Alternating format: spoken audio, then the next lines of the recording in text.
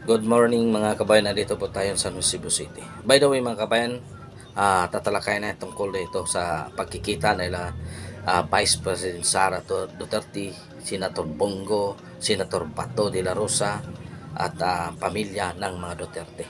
Ha? By the way mga, kung hindi pa ka-subscribe sa aking channel, pa-subscribe, no? Pa-like, share ang ating video para madagan ang ating mga subscriber mga kababayan.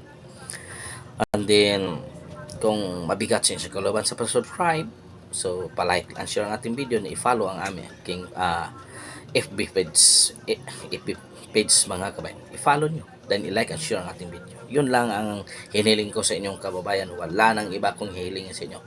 Yan lang mga kababayan. So by the way mga kababayan, nagkita-kita na si Araw ng Davao, sila Bongo at Senator Bato de la Rosa. So isipan nila sa midterm election. So by the way mga kabayan, kung sa akin lang, kung sinong senatorial lineup ng at mga Duterte, yon talaga ang ating susuportahan. Wala nang ibang mga kabayan ha. Walang makakapasok para sa akin, walang makakapasok na lineup ng mga administrasyon na to mga kababayan. Kasi itong lineup ng administrasyon para itong paro-paro. Lilipad yan kung saan yung maraming bulaklak, doon sila sumisiba.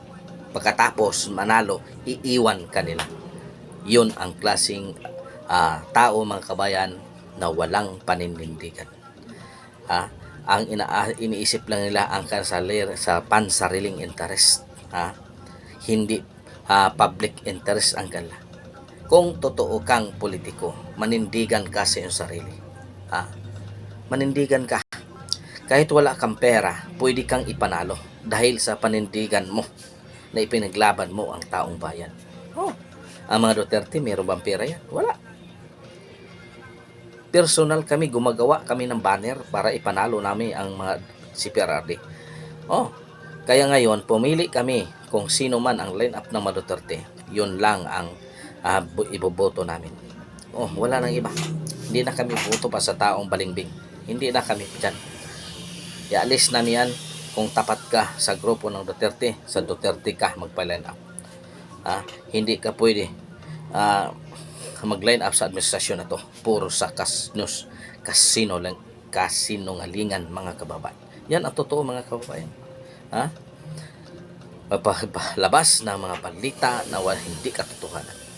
Pinalabas, hindi lumalabas sa mainstream media ang mga akusasyon sa administrasyon na to. Hindi lumalabas. Pinipick up lang kung saan para siraan ang mga Duterte. Yan. How much more kung wala pang social media mga kababayan? Siguro maniniwala tayo na yun talaga ang totoo. Siguro yun nung unang panahon, sa panahon ng kanyang Ferdinand, sa kanyang father, siguro ganyan siguro mga kabayan.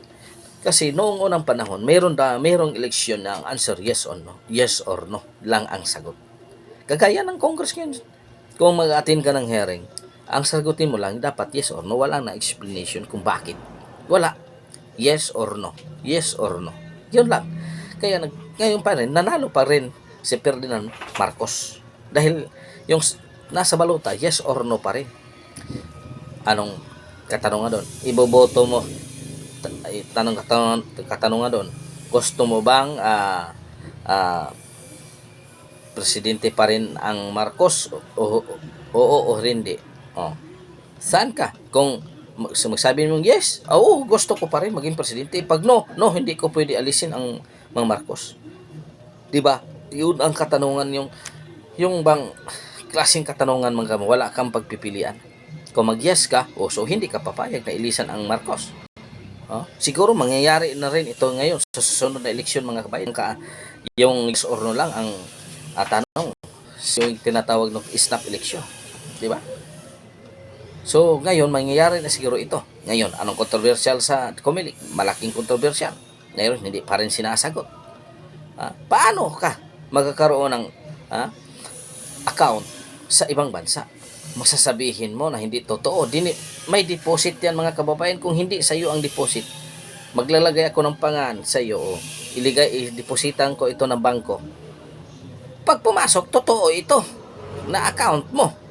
Tatanungin lang yan, sinong pangalan nito? Si Juan Ponce de Leon. Yan. Pumasok ang account, tinanggap ng bangko. Ibig sabihin, may account. So, ganyan ngayon mga kababayan ang ating mga Comelec. Ganyan. Parang sabihin nila na sila lang talaga ang pinaka-bright na tao sa buong Pilipinas. Tingnan mo naman. Kaya mga kababayan, pumili tayo ng taong karapat-dapat mamuno. Ngayon sa midterm election, gagawin natin kung sinong line up ng ating sino suportaan, yun ang ating iboboto. Wala nang iba mga kababayan. Hindi na tayo tatanggapin yung mga administrasyon, wala na yan.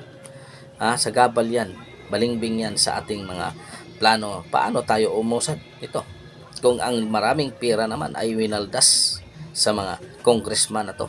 Ito na, sa full force sila para siraan ang mga Duterte, di ba? Full force sila para siraan ang mga Duterte. Ganyan sila mga kababayan. Kawalang hiya. Noon maraming investigation. Pagkatapos nito mga kababayan, kung hindi na Presidente si Marcos na din ang gagawin na sang pulutan sa Congress. Gagawin nila ng pulutan yan. Napakaraming linabag ng administrasyon na to. Kaya gagawin din nila ang lahat na hindi mananalo ang mga Duterte. Kasi sa gabal ito sa plano nila. So maraming salamat mga kabayan. Hanggang dito na lang po. God is good all the time. All the time God is good. Pitching your kaninyong tanan. Huwag nyong kalimutan sa pag-follow sa aking FB page mga kabayan. Pitching your kaninyong tanan mga kababayan.